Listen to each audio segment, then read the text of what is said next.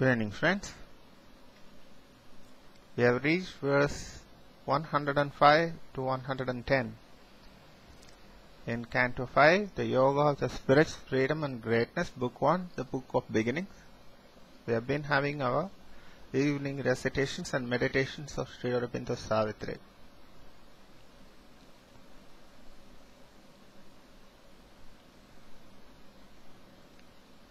The body illumined with the indwelling God, the heart and mind feel one with all that is. A conscious soul live in a conscious world. As through a mist a sovereign peak is seen, the greatness of the eternal Spirit appeared, exiled in a fragmented universe, amid half semblances of diviner things. These now could serve no more his regal turn. The immortal's pride refused the doom to live. A measure of the scanty bargain made between our littleness and bounded hopes and the compassionate infinitudes. His height repelled the lowness of earth's state, a wideness discontented with its frame, resile from poor ascent to nature's terms. The harsh contract spurned and the diminished lease. Only beginnings are accomplished here. Our base matter seems alone complete, an absolute machine without a soul. All seems a misfit of half ideas, all which settle with the ways of earthly form, a hurried imperfect glimpse of heavenly things, guesses and travesties of celestial types. Here chaos sorts itself into a world, a brief formation drifting in the void. Apings of knowledge, unfinished arcs of power, flamings of beauty into earthly shapes, love's broken reflexes of unity, swim, fragment mirrorings of a floating sun. A packaged assemblage of crude tentative lives are pieced into a tessellated whole. There is no perfect answer to our hopes. There are blind, voiceless doors that have no key. Thought climbs in vain and brings a borrowed light. Cheated by counterfeits, sold to us in life's mart, our hearts clutch at a forfeited heavenly bliss. There is provender for the mind's satiety.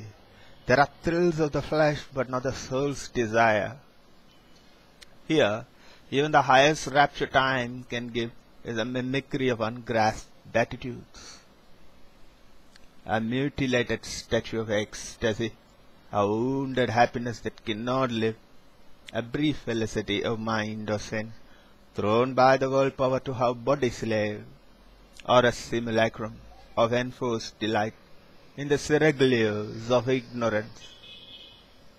For all we have acquired soon loses worth, an old disvalued credit in time's bank.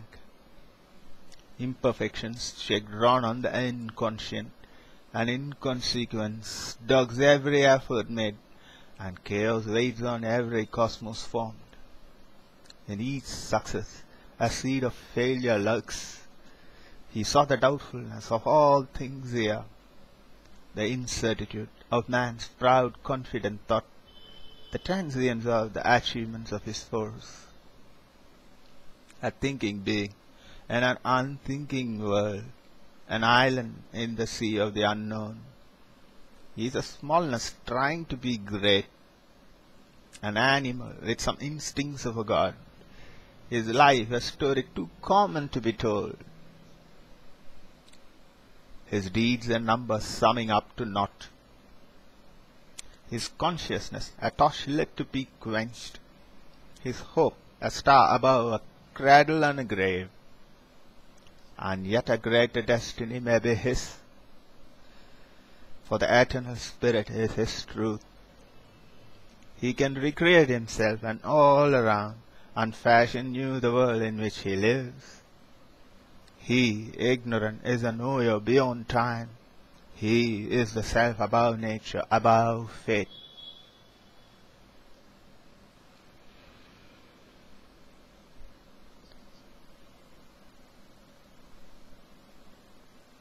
a thinking being in an unthinking world, an island in the sea of the unknown.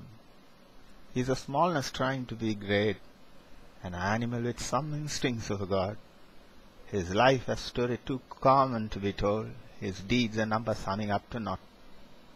His consciousness a torch lit to be quenched, his hope a star above a cradle and grave.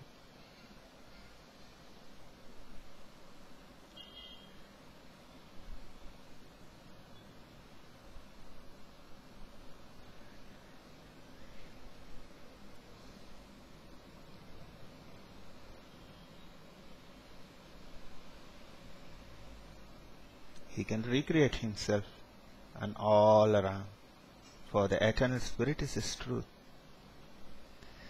He can recreate himself and all around and fashion new the world in which he lives. He ignorant is the knower beyond time. He is a self above nature, above fate.